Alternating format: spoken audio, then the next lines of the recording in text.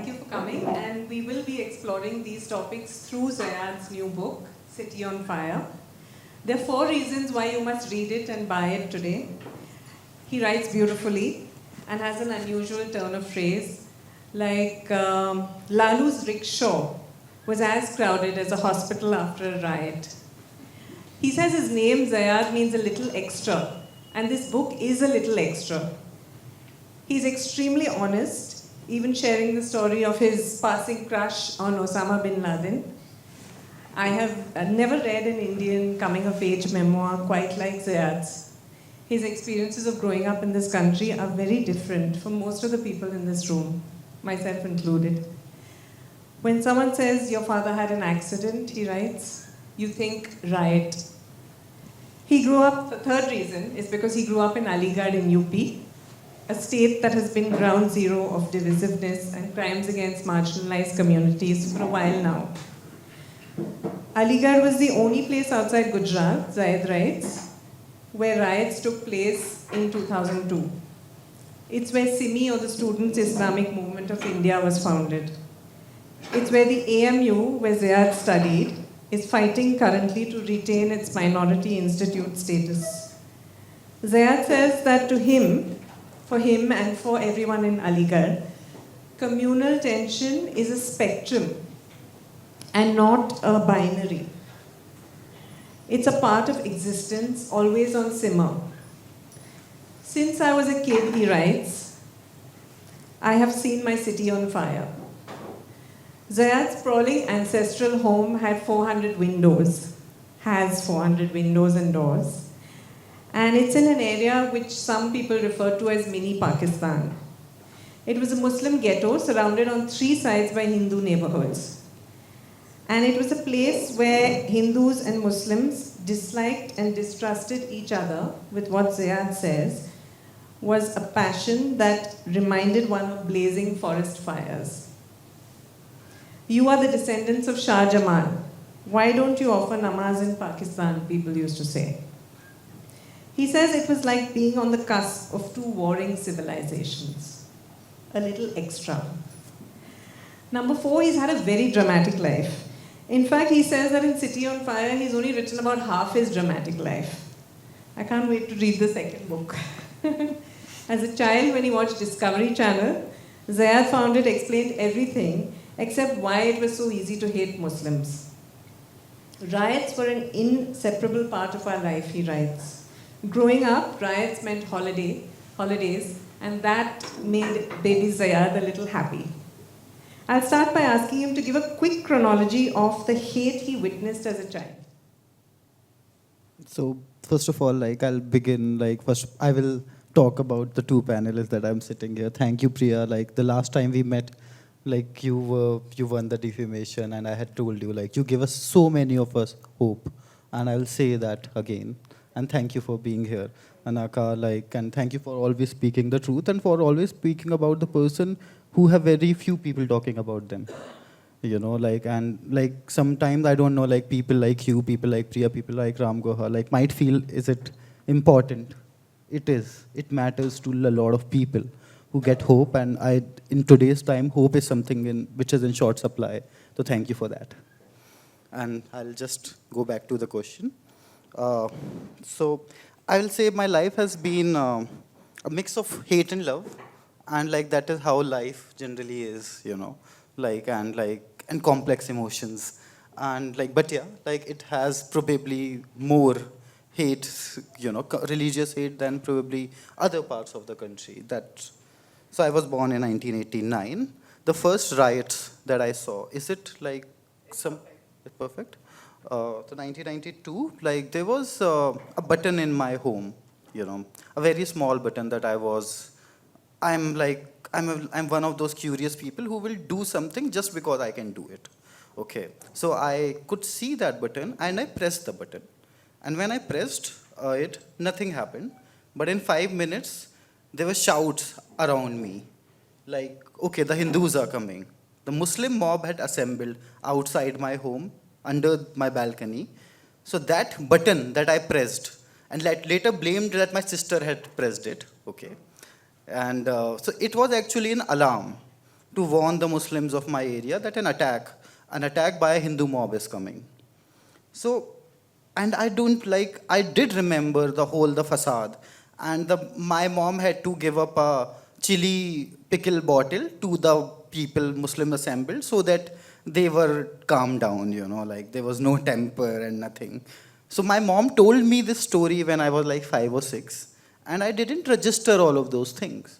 But when I grew up, okay, like the existence of a button in my drawing room to warn, the people of my locality, there is an attack coming, is of always a testimony how common and normalized it was in those times.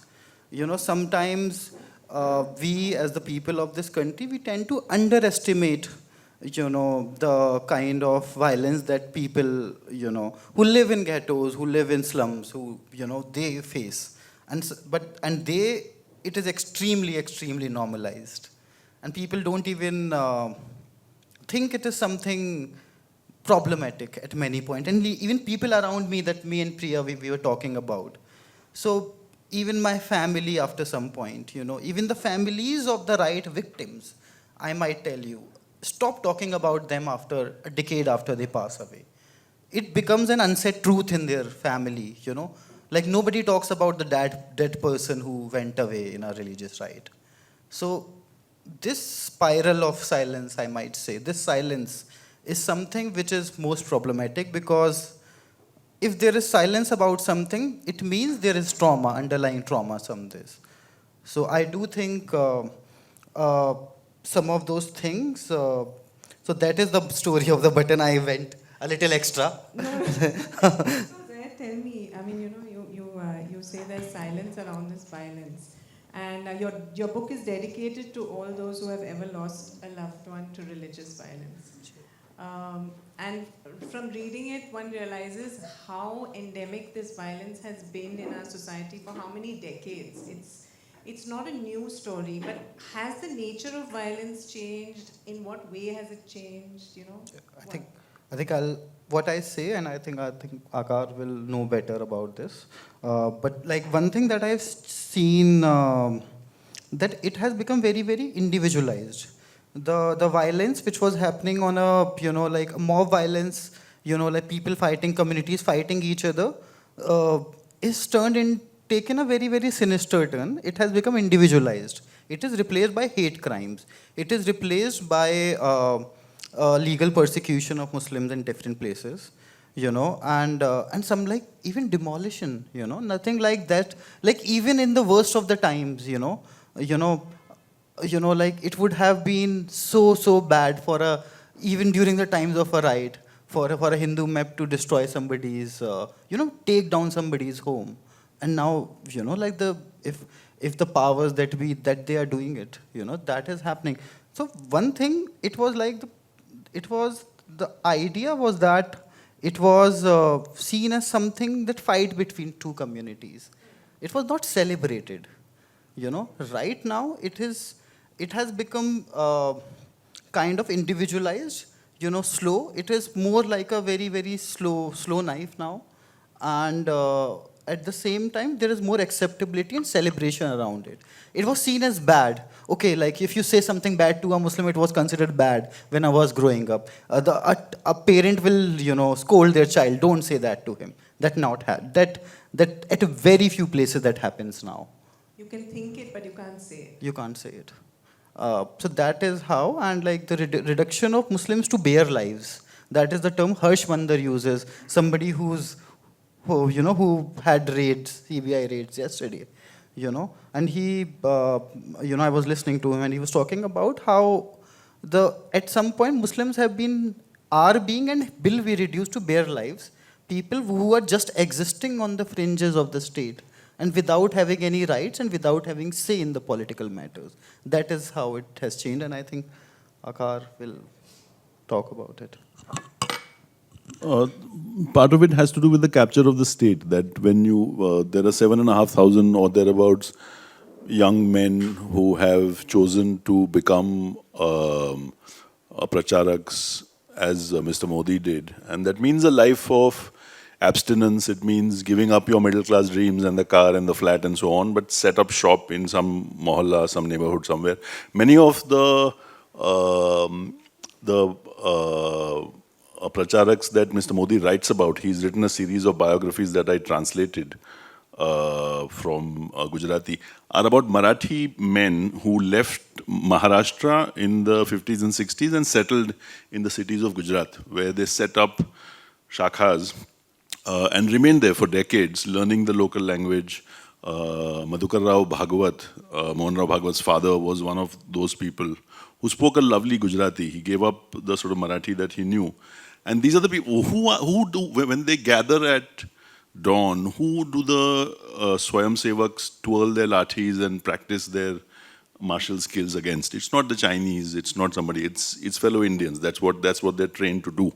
When they didn't have power, when they were out, which is for the most part, for 40 years, the RSS spent in Gujarat a sort of existence where they had votes in the single digits under the Jana Sangha. And there was not much that they could do other than, to their mind, counter violence through violence at the level of the mohalla. But once the state was captured, as it has been in Gujarat, in UP, and in Delhi, then the model changed. You no longer needed to do what you could in that sense. You could do it through law, which is what we are seeing now, as Zeyad has said, that you use the bulldozer, you use legislation, you use the mob to be able to target individuals, and you ghettoize a community even more than it has been.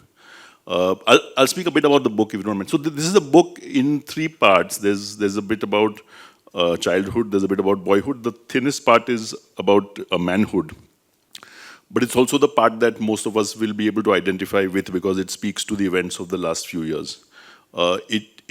It's a remarkable book in the sense that it's very difficult to be Indian when you're writing in English. There's this Pakistani poet from Lahore who said that Punjabi jab Urdu bolta hai to lagta hai ki wo jhoot bol raha hai. You know, that the smell, here the smell of desiness comes through. It's a fantastic piece of writing. Forget the material, which is first rate, but the quality of the writing, the way that he composes paragraphs, the way that he holds, the absolute abstention from cliche and from stock phrase, very clean writing, lovely, very enjoyable book to read. Quite apart from the penetrating insights it has both into his boyhood in this place called UK, his brother calls it Uparkot, this kind of mohalla in UP, Aligarh, and of course the sorts of insights he has and the love that he has for his neighborhood and the people. It's a magnificent piece of work. I'm sort of astonished, not only that a journalist should have written a book so cleanly, but also the fact that an Indian of his age should have managed to capture what he has of the last 2.5 decades. Zeyad, in your book, you talk quite a bit about the psychology of neighbors, about how being nice to Hindu neighbors doesn't help when there's a riot. There's that great story you tell, Dant Kati Roti, and maybe you can tell it here. And how you, as a kid, you could never separate a rioter from a school bully. And the never-ending cycle of, riot, back to business, riot. And after that bus incident, how you're forced to go back to the person who wanted the mob to target you and buy groceries from him. Your mother sends you back to him. So can you talk a bit about these relationships, neighborly relationships that are a strange cocktail of love and hate? I think it's a very, very strange thing that I notice. People who are very reasonable, very lovely, very helpful. These are some of the people who will pay for my rickshaw, if I didn't have change, at some points. And they will turn totally different when a riot is happening. So I do see the individual psychology of that person, of a rioter is very different from the psychology of a mob. The mob acquires its own mind, and it's led by whoever is leading it. And all the other people, they become mere participants in this. And in that idea, everything you do becomes acceptable. It's like 10 people are doing something, so the amount of responsibility on one person is reduced. Okay, that person is doing it. A very respectable person of my locality is doing it. And in that regards, that psychology is also very evident when you look at how the neighbors change during a ride. Okay, and it's sometimes funny also. I find so much humor in it. Okay, like you do know at some point you have to gotta face me. You gotta face me passing by on the road at some point. And like if you, I can see you, I can see who are you even behind that mask. And at all of those things. So like at one of the things that you talk about is the school incident, the school bus incident. So it happened when I was in my 6th standard or 7th standard, I guess. So I was coming back from, it was a school bus. It was coming back from my convent school, like St. Fidelis, to my home, Sheher, UK, Uparkot as I say it. So when a mob stopped the bus, and somebody I knew, somebody who was my neighbor, he pointed out to me, okay, this boy is a Muslim. That teacher that's sitting is a Muslim. And I buy groceries from that person every day. Okay, my family has been buying grocery from his shop for 3 generations. And at that point, and at the same time, I won't demonize Hindus or any, a certain community. I'll say that it's the powers that be. It was even a Hindu person, like a very, very, the character of Bajrangi Bhaijan, it happens in real. He stood, like there were like a mob of 50 people who were trying, the bus conductor. The bus conductor. There was a mob of 50, 60 people who were trying to enter into an bus and kill children, by the way. The bus conductor was Hindu. Bus conductor was Hindu, Bablu. And he was just doing his job. He was said, no, you can't kill these or like hurt these children under my watch. And that's all it takes sometimes, one person to stand up. Yeah. And how does individual hate matters a lot? Individual bravery also, individual courage also matters a lot. Like I don't know, like in somebody like Natasha Badwar in one of the panel, like if that person hadn't risen to that equation, probably you wouldn't have been sitting here and talking about this. It is a possibility.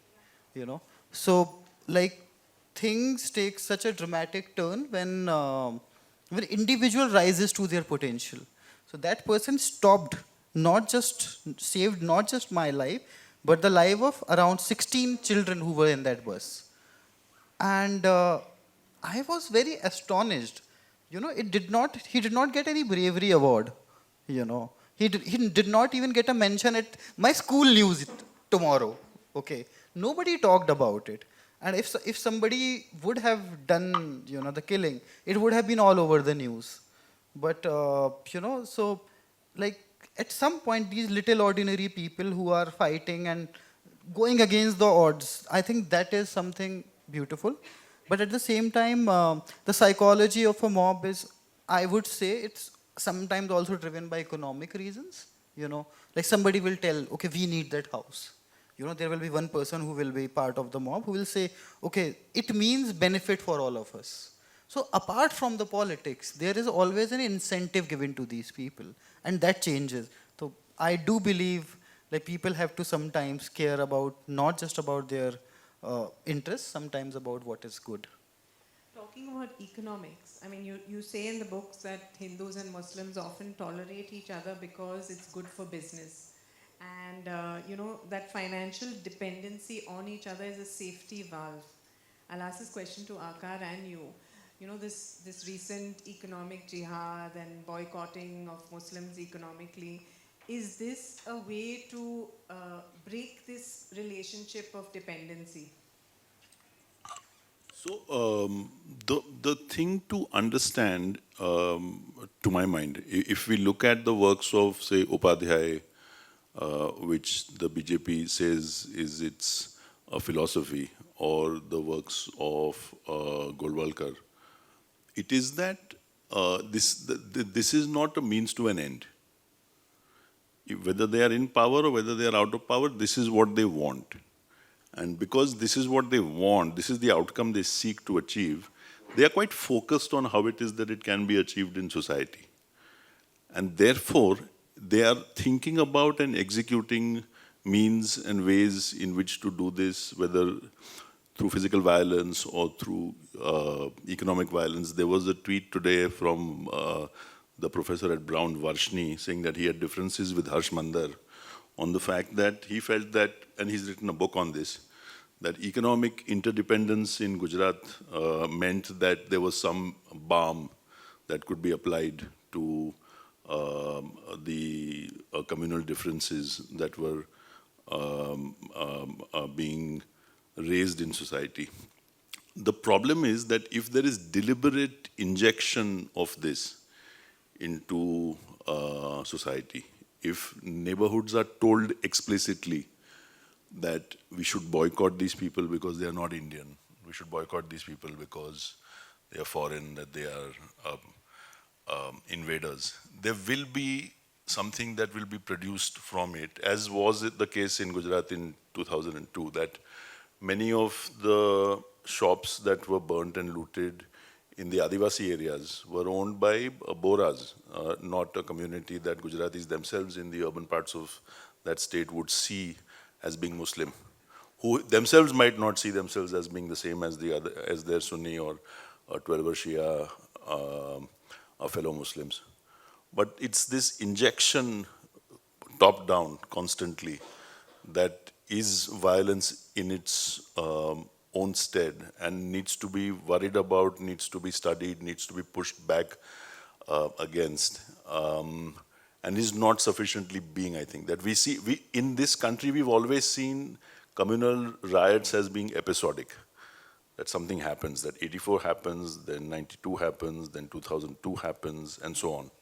That's the wrong way of looking at it. There's a set of people thinking about how it is that society can be divided, and not purely for benefit, as I said. This is what they want. That they genuinely believe that this is a country that belongs to only one set of people and the other set is alien to it. And I think that books like this, writing like this, and reading of books like this is a form of pushback against what they're doing.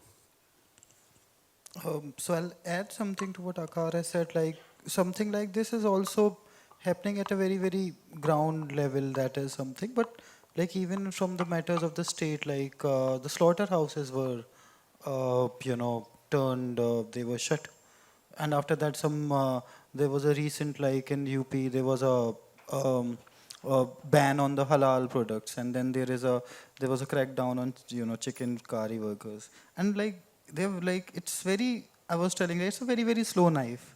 Like they will not go after everybody at the same time. Like it's a very strange thing that when they came after the slaughterhouses, only the Qurayshis will probably interject. Ansaris or people or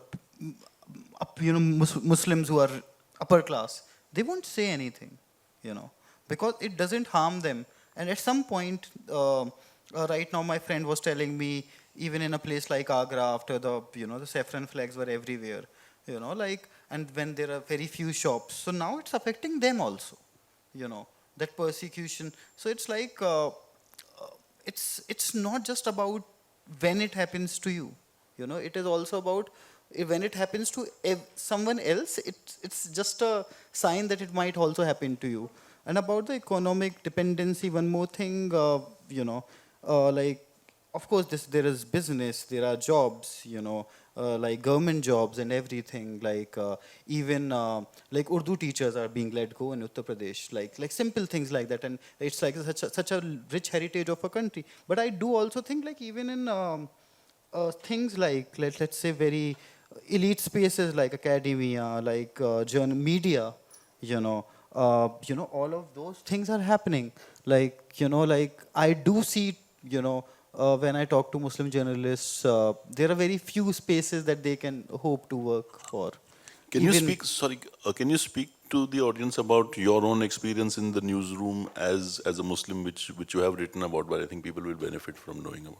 So, one thing that I keep, like Muslims are expected to just, write mostly about, Muslim issues. And even and they have to put themselves in a box, And even, I will say that even when I wrote this book, I did know that I'm putting myself in a box. Because when I talk about my own persecution or persecution of my community, it's still acceptable. But if I write about something else, if I write about, let's say, Hindu culture, a problem within, like patriarch among Hinduism, which is also a very valid thing, I will not be taken seriously. I will be very, very easily discarded. So I had to be very smart when I writing, because I'm just writing about my own self, my own family, and my own locality. And like, if I start writing about something in a broader, it's very, very easy to discard a Muslim writer. You don't know about these things. And there's not acceptability of those things. So at some point, the organization and the systems put Muslims in a box. At some point, they also have to choose a box for themselves, by themselves. It's like a prison. And even as a Muslim journalist, there is all, like, even something like that, why do you keep crying, And I just say, of course, there is so, like, if I start telling half of the stories that I see, the abject poverty around me, I will always be seeing crying, I do cry very less. Muslims do cry very less, by the way. You could also look at it as some Dalit writers and artists and all do, as representing yourself. Because it's important at this point in history that you do represent yourself, because not many others are representing you. Exactly. And you have to. So, like, even within media, there is that space that, very few, if you have to work in a right-wing organization, which there are many and they are growing, you will have to pander to their things, and those spaces are also shrinking, And even the amount of topics that you can write about, there is always that self-censorship from the media is such a big problem. I can't even tell you. They're not going to, jail you on a very little piece of writing. They do, but it will be difficult for the state to act against someone like me also, or someone like us also. Like, we should speak when we can. That's what I think. And also the actual danger when you're covering something like the Delhi riots, for example. You talk in the book about how Ismat called you and said, don't go there, I was nearly attacked, etc. So there is actual danger also. Yeah, there is also a thing that you have to prove yourself to be brave by going into a conflict situation. Journalists don't necessarily have to be brave. They can also care about their own lives sometimes, There is also that kind of idea that you have to prove yourself as brave or something. I have a family back there, okay. So all those things that, so I was actually thinking of going there, and when she said my friend Ismatara, she told that like a mob was nearly chasing her, and then she told me don't go there, and I listened to her. Also, like during the Delhi riots, like one of the things that one of the biggest things that probably made me write this book. This has been boiling inside my home for a lot of years till 2016. But Delhi riots were the turning point in a way that something like my own privilege, my own castle of privilege, which I was living in. Okay, I'm living in Delhi. Nothing will happen to me in Delhi. Delhi is above riots. By then you were living in Delhi for a decade? A decade. And like I was like, okay, so I escaped from Aligarh. Look, riots happen in Aligarh, riots don't happen in Delhi. That was a very simple binary in my, that when that idea eroded, and when the Delhi riots happened, and like when the police started acting against the people, those who were, not even nearly responsible for the riots. So it was like the state is persecuting you and, attacking you and then putting the blame on you. It's like a gaslighting happen on a very, very mass level, So that, I don't know, that pushed me that to probably write, okay, this is now what has happened in Aligarh, is now happening on a very, very larger scale, and which is something Paul Brass, I don't say that I'm the first writer who has written this. There is ample literature amount on this. Paul Brass has written extensively about it. The institutionalized rights system, something now that is going on to a national level. So that is something that I am very worried about. One thing that we haven't spoken about is the fact that it's written as a novel, because it's written as somebody who observes the society and the people around the writer, and it has. I said that it's got this desiness to it. There's not too many writers who can introduce that in English. I think Vikram Seth can do it really well. Rushdie can do it for the most part. I think Zeyad does it. There is no lack of. It's not uncomfortable to be able to engage Desi society in the Anglophone written word, and I think it reads really well as a novel, and as much as it does a reflection of northern India in the last 30 years. I think Ram and I were a few years ago at this place where another young man had written about his years in a North Indian ghetto. I don't think there's a book of this quality, both in terms of the writing and the content, that I have at least read in many years. And I guess it helps that Zeyad has a lot of interests and a lot of obsessions that he keeps flitting from comic books to Tablighi Jamaat to video games to Cartoon Network to quizzing to... So tell us what you discovered about Indian Muslims in our cartoon books. Yeah, so that is something very interesting, and thank you for asking that. So like one thing that when I was growing up, and I was a big fan of comic books, like I have a very, very obsessive personality. I keep moving from one obsession to another.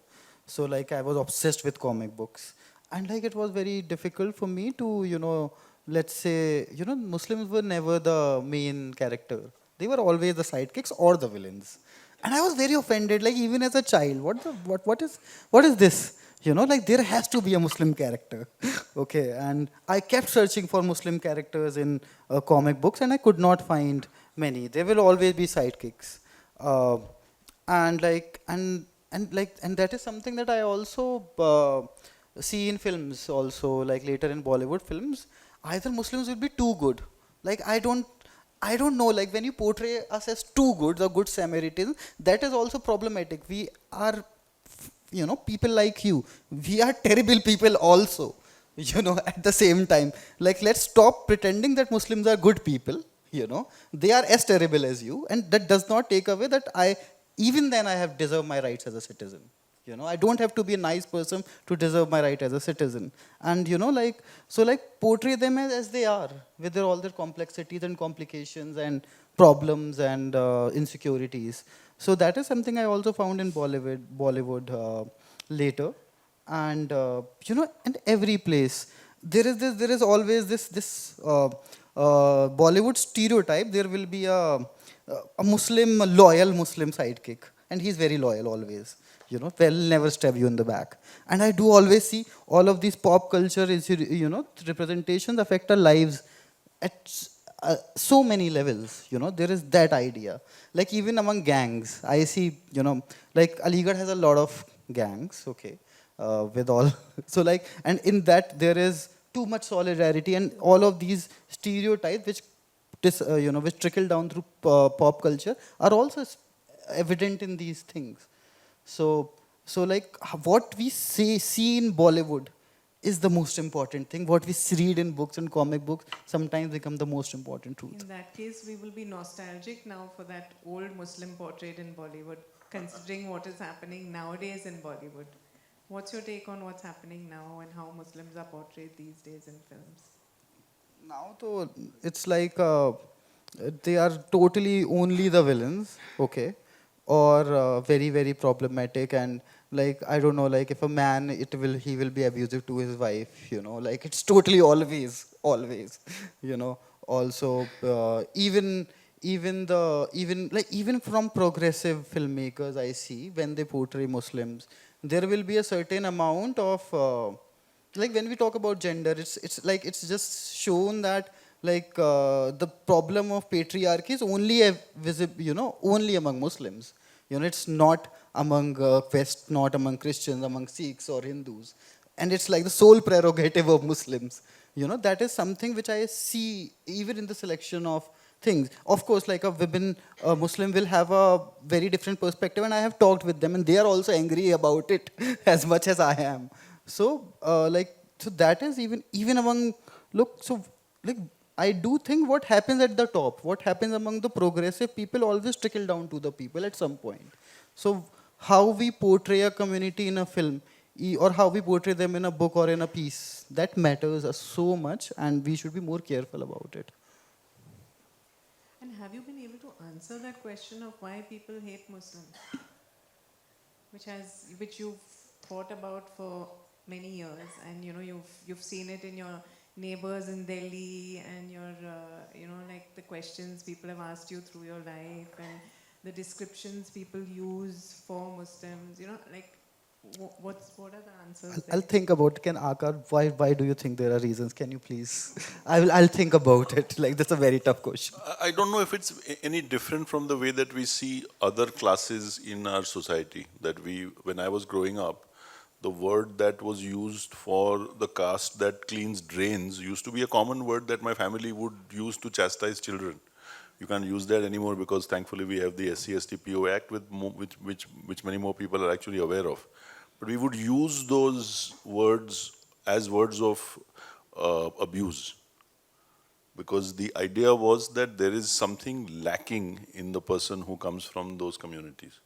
So in a society where this is already prevalent and entrenched as an idea, the fact that it's remarkable that given how many people we know who are not Hindu, that we have intercourse with either in school or in college or in the office spaces, we don't really know that much about how they live their lives, and there's a segregation. The ghettoization is almost absolute.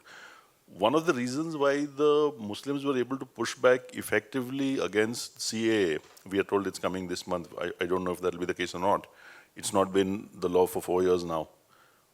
It's the law, but it's not been enforced, was the fact that India has ghettoized them so efficiently that they were able to safely, in their own neighborhoods, stage protests in large numbers where the police was wary of going in. But that also reflects on a society that has separated them fully. In Gujarat, a law which existed from 1984 was tightened in 2020, which ensures pretty much that Hindus and Muslims cannot rent or buy property from one another. Foreigners can rent a flat in Gujarat cities where a Gujarati Muslim cannot. This is the law. Renter and buyer, if I as a Muslim and Zeyad as a Hindu were to engage in a contract, we would have to, on affidavit, tell the government, either a district magistrate if it were a non-city, or a collector if it were a city, that we want to engage in this transaction. The government will decide whether or not I can rent my property to him or vice versa. When you have this top down, there are 7 states in India, including this one, where practically Hindus cannot marry Muslims. You have to apply to the government will determine whether the marriage will go through. In Madhya Pradesh, this is a new law, all these laws have come after 2018, the government can undo a marriage that has children. The children will be given the rights, they will remain bastards, but they will be given the rights to property of the father. But the marriage will be undone. The state has this right. If you have this level of intolerance towards communities inside a democracy, it's not that difficult to see why this level of intolerance should permeate into society. Makes sense. I think I'll add like 2 things. Like one, so like it's always about the family stories. Like what stories you tell your children. It's always about like if somebody I would see like stories about persecution being passed down from generations to generations, and it exists. I do think there is also some remnant of colonialism. Like there is always some white person involved. There is some problem. So there is in I do think like during the before the partition, like when after the first war of independence, when Hindus and Muslims were fighting together. So I do think this idea of between Hindus and Muslims was actively promoted by the Britishers, that they are your enemy, and in some ways they still do. That is where the whole India Pakistan whole thing comes to. That's what I believe. you know okay, like they have to play you against somebody, so you don't fight against them. That idea. And also not speaking about our trauma for so many years and keeping it inside, as you say in the conclusion of your book also, right? When you hate inside, it just sort of grows. I think like partition, kind of changed a lot of things for this country forever. Like this idea that that Hindus and Muslims are separate entities, and like subsequent violence, and the Sangh Parivar was able to use it to their benefit was very easily. And so like all of these, I do think it sometimes becomes very very easy to demonize somebody who is you doesn't come from a certain privilege. I do also think it's about the class angle also as well. Muslims are not that rich. The cream among the Muslims, the elites, they move to Pakistan, and Muslims are now seen as people who will not respectable even, and not decent enough, and all of those ideas. I would say like the idea, even the economical angle is also there. Like if Muslims were at some point, if they could raise themselves like the Sikhs did, community did, I think that idea will probably change. They will be seen as people to be nice to when due for business transactions, I do think. And talking about partition, you say that your grandfather believed in Gandhi and decided to stay back, and he believed in Maulana Azad's promise that Muslims would be safe in India. And 3 of his sons left, your dad didn't leave. And you basically were the youngest of the youngest, like the youngest child of the youngest of 9 children of your grandfather. And how has that legacy stood the test of time? And I'll ask Akar also about this Pakistan, our love-hate relationship with Pakistan, since he's been so many times. So I'll think that like my family, like my grandfather was a devout Congressy person. He did believe in the Gandhi's idea of a secular India, an India where Muslims will be safe. And like we did have a lot of fights in our home also. Like so 3 of my uncles, they did not believe in my grandfather's idea, that Muslims will be safe, and they left in the 1960s. So like five brothers, 3 left to Pakistan. The inside joke is partition began and ended here in this home. Okay, so like two people stood here, my father and my uncle. So it's like the people, those who moved to Pakistan, they were always telling us these things, that Muslim will not be safe in Pakistan, in India, and like we will make fun of them. Like okay, like Karachi is not even safe for anybody at all. Anybody who has been there, knows that it's how the law and order situation is so problematic there. And like we will see, okay, like we are doing fine, don't worry about us. And then but like I do see, like even this silence, like slowly that did they make the right choice? All those insecurities come. I do believe that India as an entity is still strong enough.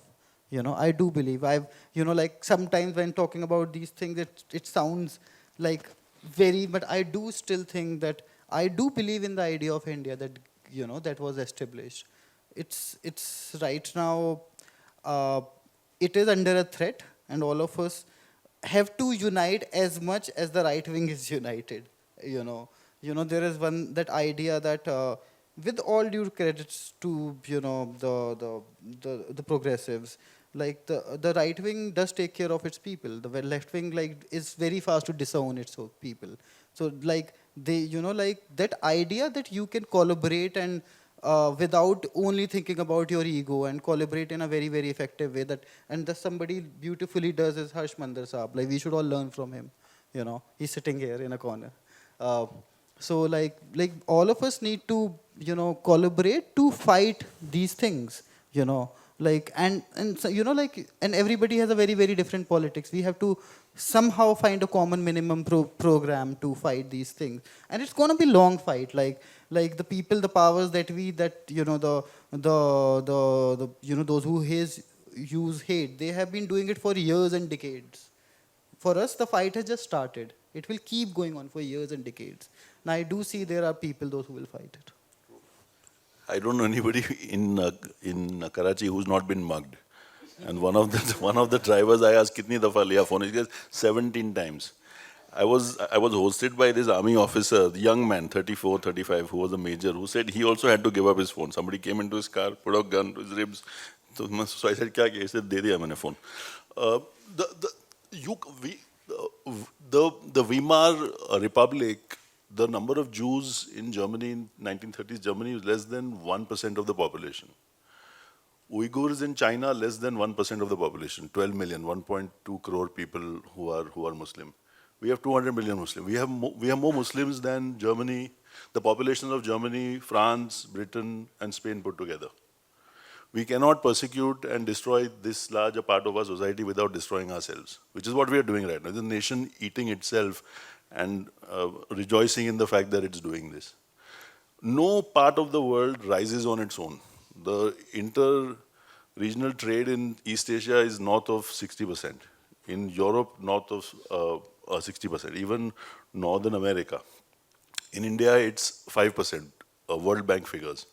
It costs more for Mahindra to export a car or a Jeep or an SUV to Lahore than it does for it to send it to Brazil.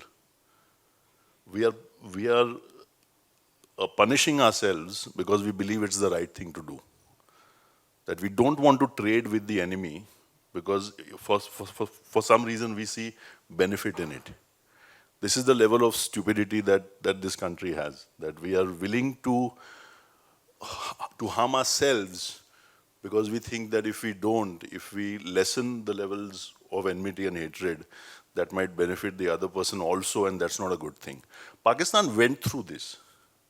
If you look at the objectives resolutions in a few months after Jinnah dies, after 6 months after he dies, the Muslims in the Constituent Assembly say that we are going to Islamize the state for the benefit of Muslims, for the benefit of the majority. That the minorities will have all their rights. They will not be actually affected by what we are doing to the state.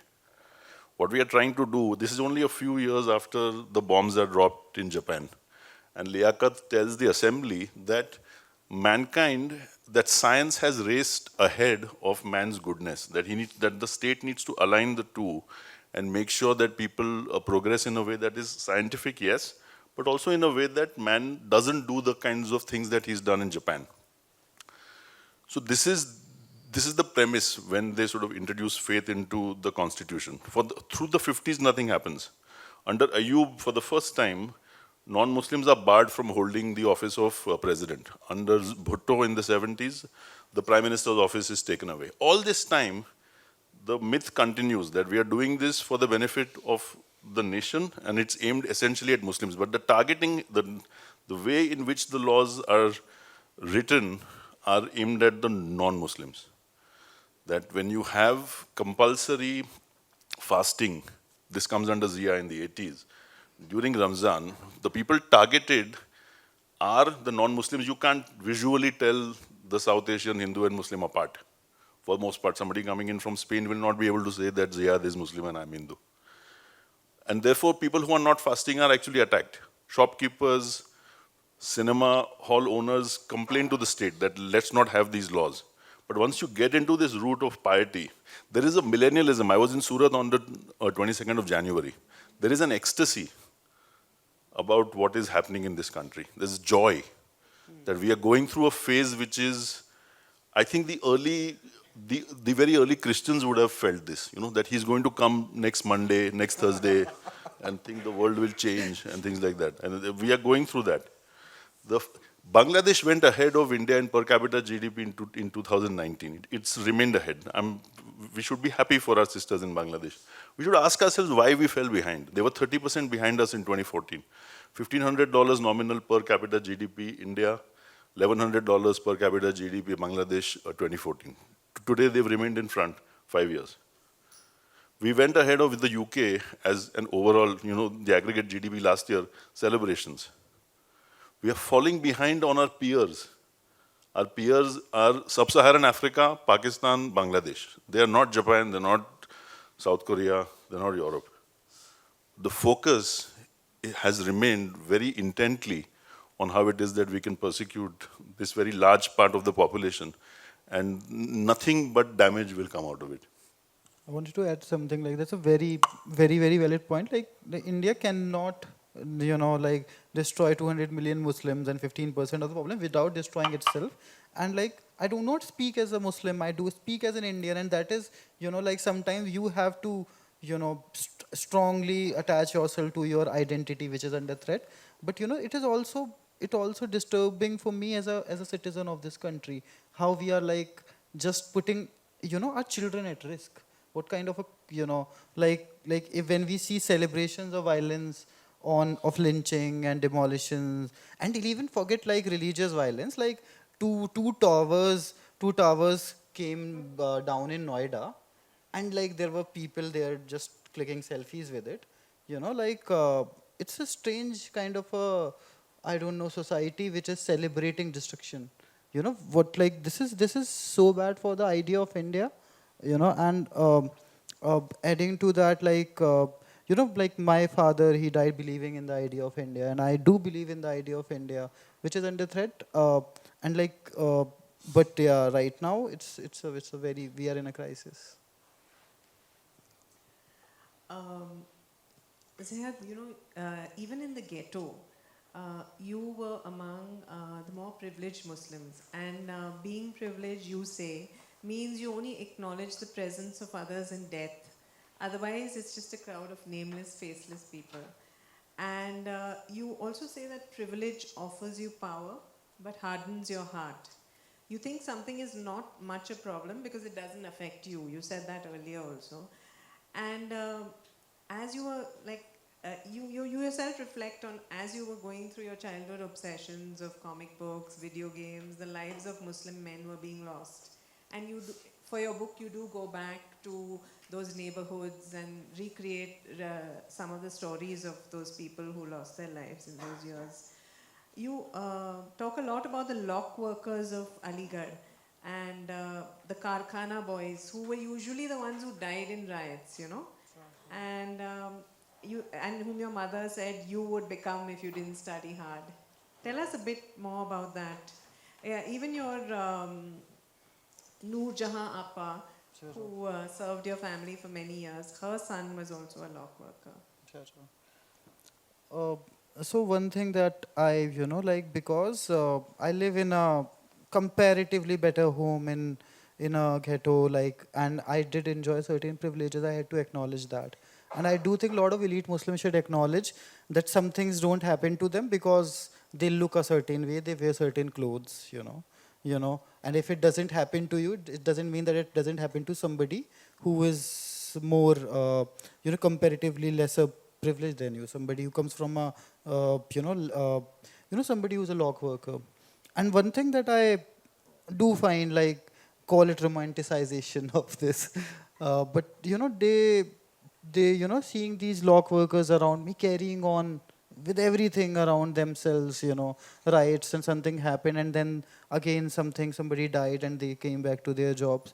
It does give me a lot of resilience, and when we, the people privileged, we, sometimes we wallow in our miseries, okay, something bad has happened to me and everything, why God, and I see these people, carrying on, going back to their workshop, sitting in their workshops at their lock workers, doing their job against the odds.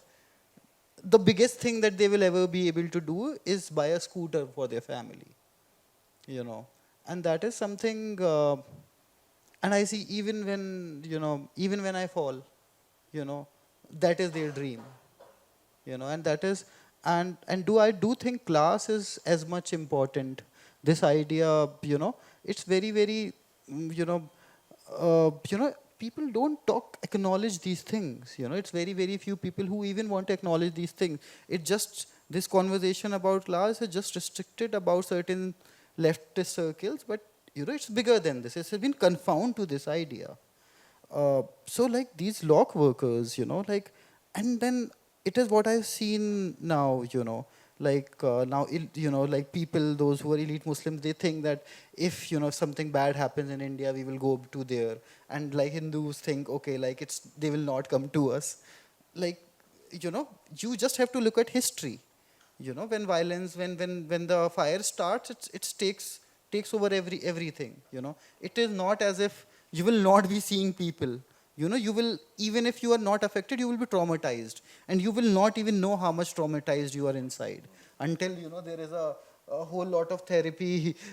People like does. I don't know. Like when I see Aligarh. I do see Aligarh as a city of traumatized people who don't even know that they are traumatized. I do see I think India, India is a nation of traumatized India is a nation of traumatized people, and like so this idea that so first all of things will always happen to the weaker sections. Like it includes the women, it includes the Dalits, and anybody who is weaker, and the people who are elite than them, they will deny it is something like this happening. And at some point I do also believe, because of my privilege, okay, no, India is safe, India is a beautiful country, but problems exist. They knew the problem existed. Now I know. At some point everybody will start knowing this. You just have to start thinking. And the log workers about this, so and some of them, I don't know, like and like in today's time where the only thing is relevant is chasing capital or materialism, and sometimes I think they still hold those old world values. Even proletariat Hindus, they will be nicer to you. It's the middle class. It's the middle class where the rot starts. I would say that. So like the idea of what is happening to the country is also a class thing. It has to be studied more effectively in that regards. And of course, like we should just go back to these workers to find resilience. Hope they find better opportunities and facilities. But until then, we should see them and see how they are living and realize the privileges. Tell us why you became a practicing Muslim at the age of 13. Like this is a complicated question. Like I think it was a many different things. I was also just afraid of going to hell also. Okay, and there is just that also. But there I'll come to the political dimension. But I did read a story of Munkar and Nakir, and they are Islam has very horrific stories of what will happen to you in hell. Okay, and the Munkar and Nakir will come to you in your grave, and they are very horrible, looking, and they have weapons and everything, and they will ask you different questions, and if you don't believe, you cannot lie. If you don't believe, you will go to hell. And I was like, okay, fine, I will face them. But the first thing that then what has happened, like if you are a bad person, and so what will happen, that your grave will contract and everything. And then lizards and snakes will come. I was terrified of lizards. I was fucking terrified of lizards. And I was like, okay, like, I cannot see myself in that space where there are so many lizards around. And like, and that is how, what religion just thrives on fear. Like, it has beautiful aspect, but there is an element of fear also. But at the same time, I would say that it's was more of a political thing, and we cannot discount the importance of September 11 and how it changed the lives of Muslims everywhere in the world and not just India. This whole idea that started, and like this, it kind of course, whoever did kill those people should be held responsible. But it was somehow blamed, Muslims are a problem community. And during these years, the India picked up that project and has concretized it, The Muslims are established as the problem community now, and nobody can, only a few people like us will discount, talk about it and will be discounted. It has been established in the popular narrative. And that is something, so like at that point, September 11, and one thing that I have never listened to anybody, not even my family, not even my teachers. And I was like, and media, I could always see through them. I don't know for what reason. There's one story about how you found someone to to act as your father and took him to meet a teacher. Yeah. So, so this, like when 2002 Gujarat riots happened, and the war in Afghanistan happened, and then violence in Aligarh happened, the mosque, the religion did provide me a sanctuary to go back to, and it's peaceful, when you just go and when you can't understand anything, which is you go back to and understand God. Okay, why is this happening? I don't understand the world anymore. Everybody lies. Everybody just cares about themselves. Why did you make this world? So and that is why I do think we should not probably think about religion as a bad thing. It's just a opium of the masses, but it is just also a succor for the heart, So that I do think, and let's not, there is always this in the liberal circles, if somebody who is, even for Hindus, it's not necessarily somebody who is a practicing Hindu is a Sanghi, or a problematic person. This person can also be nice, and can also be carrying his, what is important is your politics. So I do think religion, it was more of a mix of the political and the fear of prescribed in the texts. I know you feel society has boxed you into writing this book, Zeyad, but I'm so glad you wrote it. I mean, it's a very important book for all of us, and I'll ask Akash to say a few words. Then I'll hand it over to Harsh to say a few words since he's read the book, and then we'll open it up for questions. I'll just say that, going back to the last point, that there have been many writers who have found succor in faith, that Graham Greene defined his writing through his Catholicism, and Dostoevsky, for the most part in his 5 great novels, goes back to the idea of faith over a reason, though he doesn't deny reason. And I think it's admirable that somebody in the writing trade should be looking to a higher power and not let his reason deny him the love and the succor that he should find in that higher power. So I'll let Harsh come here. Okay.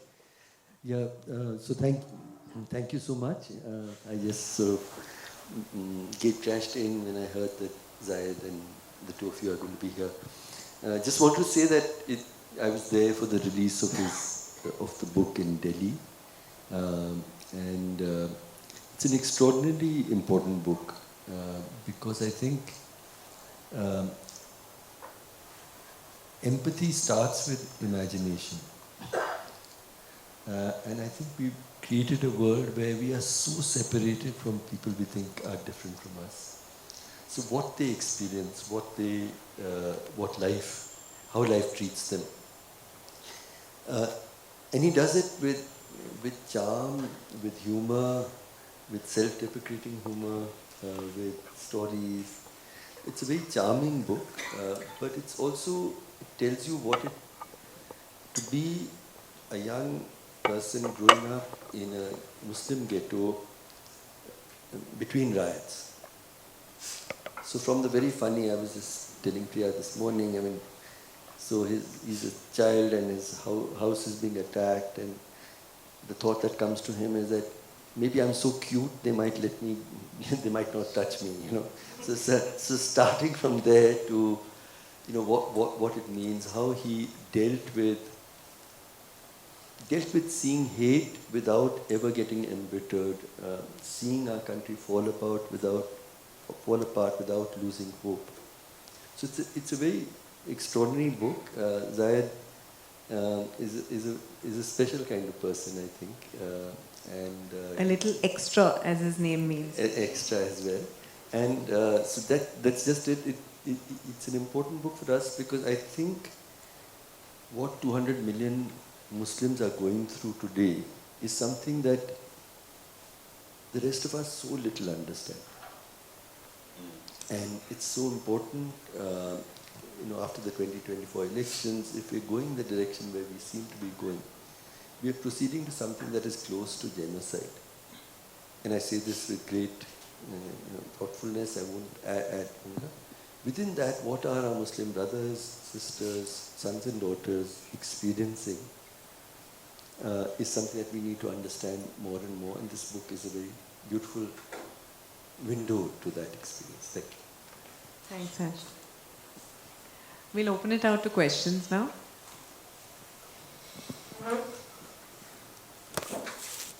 Please keep your questions brief. Hi, Zed. My name is Asif. So my question is a little different. The kind of Islam in India Muslims follow is an import by Salafi, Wahhabism.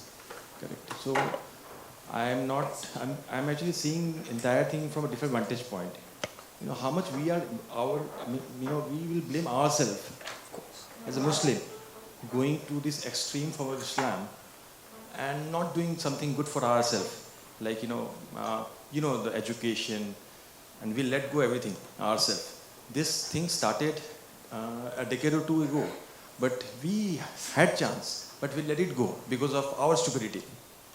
I'm a Muslim myself, and I ask these questions to my parents, and nobody has any answer to it. So I think I'll sometimes, say like, it's sometimes, of course, like, it's not as if Muslims are nice people, as I've already said, that they don't have problems and they should work harder to, lift themselves up. But sometimes it becomes very, very simple to tell somebody who is not doing well, you can do better, So like, and I do see, when I see the people living in a ghetto, suffering abject poverty, the best thing that they can do is get, job, a little job which pays them. It is very, very difficult for us to ask them to, lift themselves up economically, and sometimes it becomes problematic to tell them so. Because, you will never understand the circumstance of other person until you have stepped in their shoes, And that happens, in today's time, that happens so much. There is,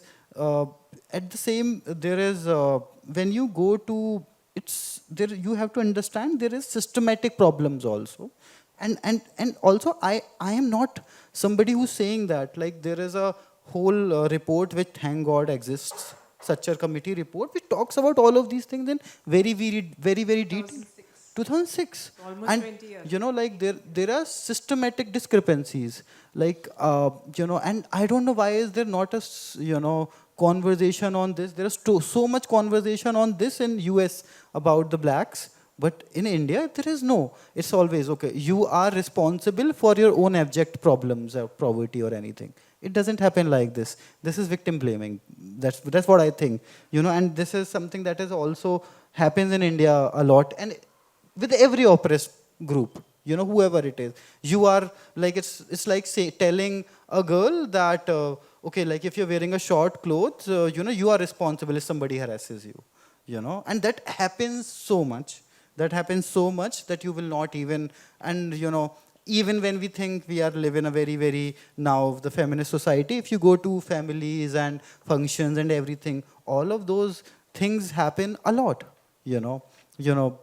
judging people by their clothes, and you are responsible for your own problems. The world is a very, very complicated place, I do think, and we cannot simplify it that easily.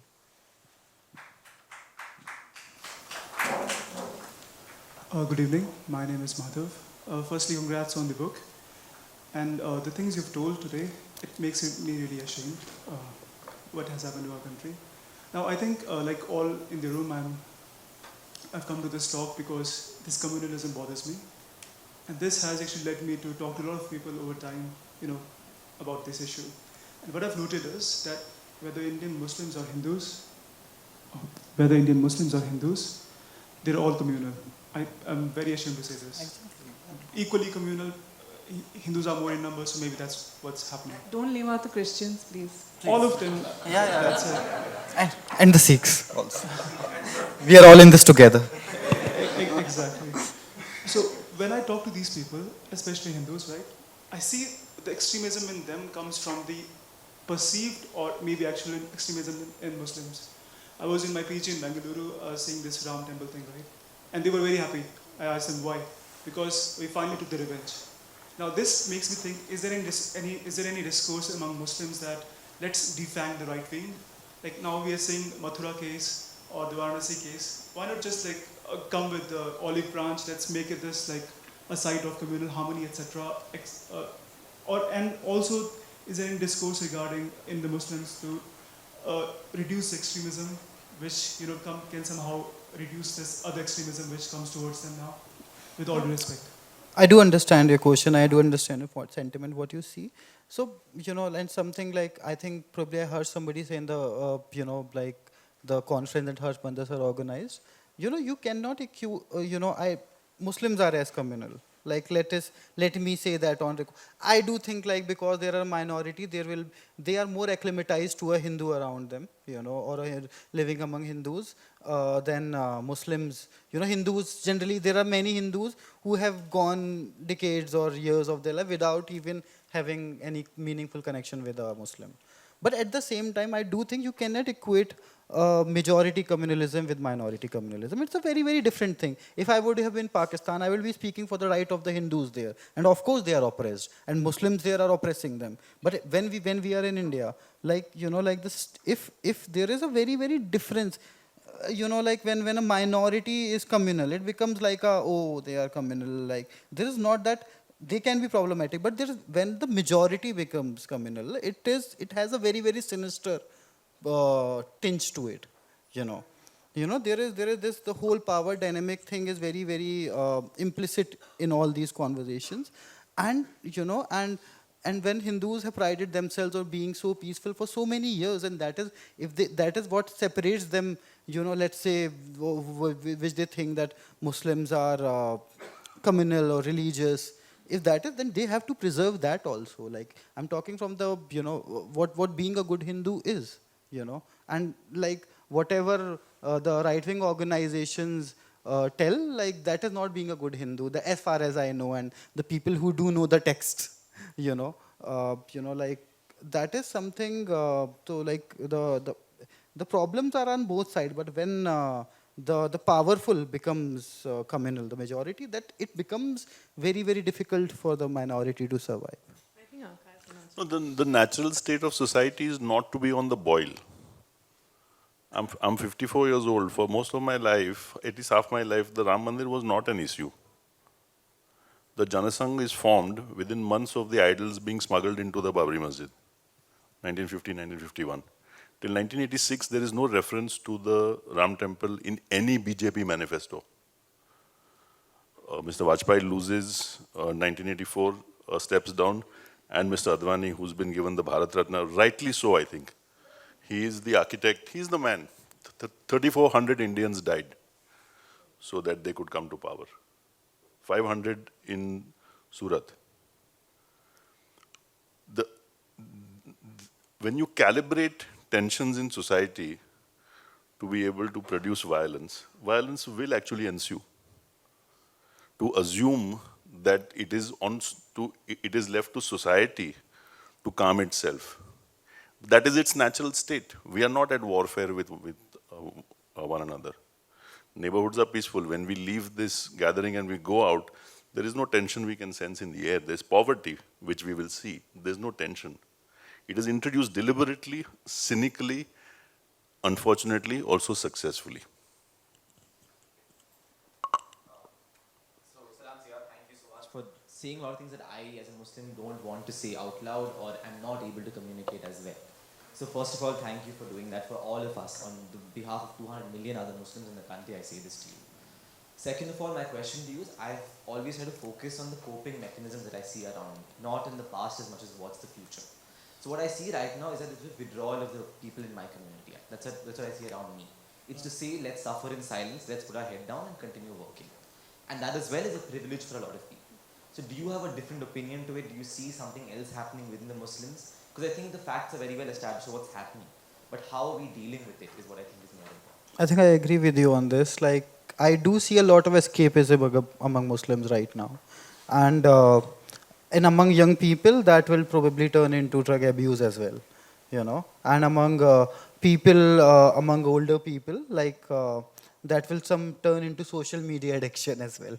You know, like, you would see so many people, you know, just seeing, YouTube videos of progress, you know, people talking against the Hindutva organizations, and like somehow that changes the society, you know, just hearing that, they somehow believe that hearing these videos will probably change anything. So there's too much escapism right now, the coping mechanism right now, they're escaping from this reality, that they are under attack, or they are facing certain such sense of oppression. Also, the coping mechanism, one of the things is, like, there will be sometimes, like, infighting against between different sectors. So because they don't want to say that we are under oppression from certain power, or so they will start accusing each other of the problems that will happen. And I do see, like when I say like traumatized, like the amount of trauma among Muslims right now, it's so much, like it will take mental health psychologists decades to decipher, you know. And when we see, like, one thing that I will add to it, when we think of the violence, you know, it always, I feel very, you know, that Harshmander sir says always that people are not statistics always. When we talk about violence, it is always physical violence. 5 people died. 5 people died, and like in Delhi, right, 45 Muslims died, and 12 Hindus, 17 Hindus died. People are not statistics. Like, that is just the tip of the iceberg. The amount of psychological trauma, so amount of mental trauma, the amount of thinking twice before you step up, and internalize. Sometimes we also don't recognize. That will take so long to recognize. So, like, one of the things that I try to do in the book as well is dehumanize, humanize the victims of violence. You know, it's very easy to say 5 people died in a riot there, and it will become a statistic. It comes in a side column. But a whole life, a whole family was traumatized. They will not speak about that person for the rest of their life, somebody who died from their family. You know, that became an unspeakable elephant in the room, you know. And it does terrorize, it does affect, traumatize the whole neighborhood. And it is happening. And and it's not just Muslims. It is also happening to Hindus as well. When there is an element of fear, it is not just, like, they are also facing that there is some sort of violence upcoming, that kind of a trauma. Will they turn against us and all of those things? A normal civilized society should not have people who have to think about these things. So I do think there's a lot to unbox there. I have this question for Akar, actually. The powers that be that are being talked about, they're whipping up Hindutva and this communalism. But why are they doing it? Is it because of trying to get votes, or is it because they actually believe in building this Hindu Rashtra, or what? What are the reasons? No, Hindu Rashtra is not really possible. Nepal was the only Hindu Rashtra till 2008. It had 2 elements from the Smritis. One was that you had a Kshatriya king from whom executive authority flowed, which is the Kshetri dynasty. The other is that in his court he had a Mool Purohit, a Brahmin who would sort of give him guidance. I don't know to what extent he was actually listened to. But these were the only 2 elements from the Smriti that made Nepal Hindu. The problem is today the dominant populations, the most powerful populations of this country are Shudra. Patels, Gaudas, Jats, Yadavs, Singhs. We are from a community that is denied education by a Smritic writing. You can't have a Hindu Rashtra, like, we don't even have a Kshatriya king to the extent that Nepal did. So, I mean, they do this because they believe. The only way to understand what they want is to go to two foundational texts. The BJP on its website says that its basic philosophy is something called integral humanism. These are 4 lectures given in 1965 over 4 days by Deen Dayal Upadhyay. Very simple to read, very convoluted in the sense that he's not really literate. He had a BA, not that there's something wrong with that, but very a primitive intellect talking about the world and trying to give his opinion on what we should do. He says, for instance, that he follows this American writer called William McDougall, who believed that a nation is the same thing as a mob, just writ larger. That the way that a mob feels that sentiment of passion running through it, nations felt the same thing. And this he called a chitti, that India has this, and we all feel the same thing about all things, and those of us who do not feel the same things are foreign. This is the first text. The second text is also not a written work. It's Golwalkar's speeches and called A Bunch of Thoughts. It's a sort of selection of disparate things. They only want to persecute non-Hindus. That's it. There is nothing else to the ideology. The economic agenda of the Janasangh said that every rupee earned over 2,000 rupees would be appropriated by the state. Nobody could hold, this is in the manifestos of the Janasangh for 20 years, including under Vajpayee. Nobody could hold real estate for their house more than 1,000 square yards. You should tell Mukesh Bhai this, that this is what your party wants. 1,000 square yards max. They don't have any ideology that is consistent or coherent or has been over 50, except for this one thing. We don't like these people. They are not Indians. When we come to power, we will fix them. He says so in as many words in a speech in Pune. I think this speech was in 56. Noorani wrote about it. That when we come to power, we will fix them.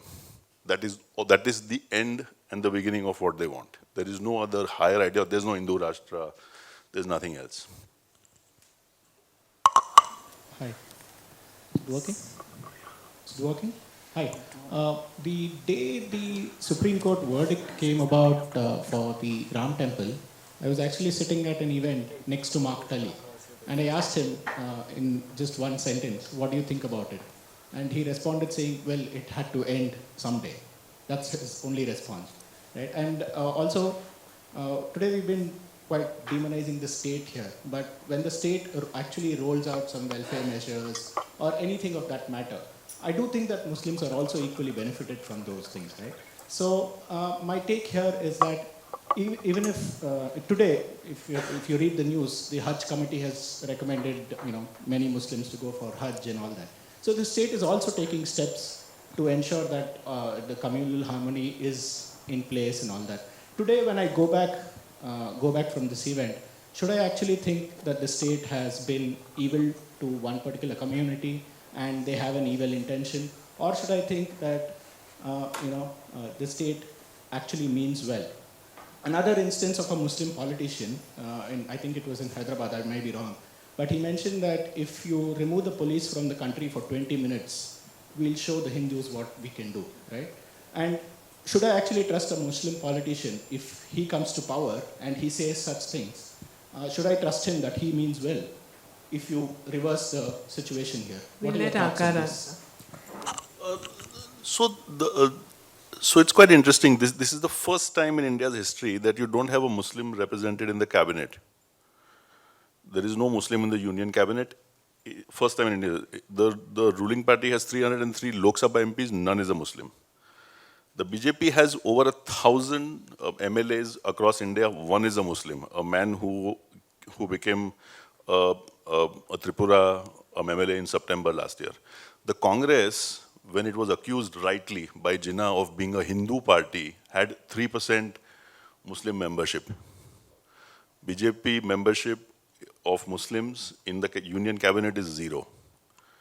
I'm saying what we are doing to ourselves, we can debate about whether this person is good, that person is bad, should the Owaisi brothers have said what they did.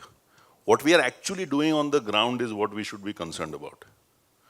There are two tracks that we need to follow. As a Gujarati, to me, the economic track is as important, perhaps more so than the social one. But we cannot let the social one go. You cannot be following what you're doing in terms of law. As a journalist for decades, I did not come across this category of violence called beef lynching. It is introduced, it is a gift of the Prime Minister to this country. He begins to attack what he calls the pink revolution, and two states, Maharashtra first and Haryana second, they criminalize the possession of beef with the reversal of burden of proof. What does that mean? It means that if I were to shoot dead Zeyad next to me with a gun in my hand, with the camera running, the police need to come and prove I did it. If I'm accused of having meat or beef in my fridge or in my van, I have to prove that that meat is not beef. A man in Gujarat, this is an Indian Express story, I would urge all of you to Google and read this story, is accused of serving beef at his daughter's wedding, Muslim man, accused in 2019. Police tell the court, we don't know what that meat was. Judge sentences him to 10 years. It's not the state's job, it is your role to prove that the meat that was consumed all those weeks and months ago was not beef. 10 saal jao andar. The interesting thing is that the judge was right, because that is what the law says. That the Muslim has to prove his innocence. It is the Hindu's job to accuse. The Muslim is guilty, because of course that is beef. This is what this nation has become. These are the laws we are writing in the 21st century while we are having debates about whether this is a civilized nation or not. The testimony of an adult woman that she converted of free volition to marry a non-Muslim is insufficient evidence for the state, including in this state. It is the man she's marrying and the family she's marrying into to prove that there was no coercion on her to convert. And I'm so glad now she has left that man and married another man and forgotten about her father. Thank you so much. What does it say about us? If I were a Muslim, and I'm not, but if I were a Muslim, what would I feel about the fact that the state a union minister celebrates convicts, people who have been convicted of lynching one of my community, Jayant Sinha, Yashwant Sinha's son. Garland's convicts who have been given bail, they are convicts still because they have murdered a Muslim. What do I feel about Amit Shah, whose Union Home Ministry approves of the release of convicted rapists who murdered a 2-year-old girl because they think that they have behaved well. This is what we have done to our country, what we are doing to it, and what we will continue to do. Just a minute. To your statement that Mark Tully said there was an end to it, there had to be an end. I think it's just the beginning, as you see. Thank you so much on that positive note.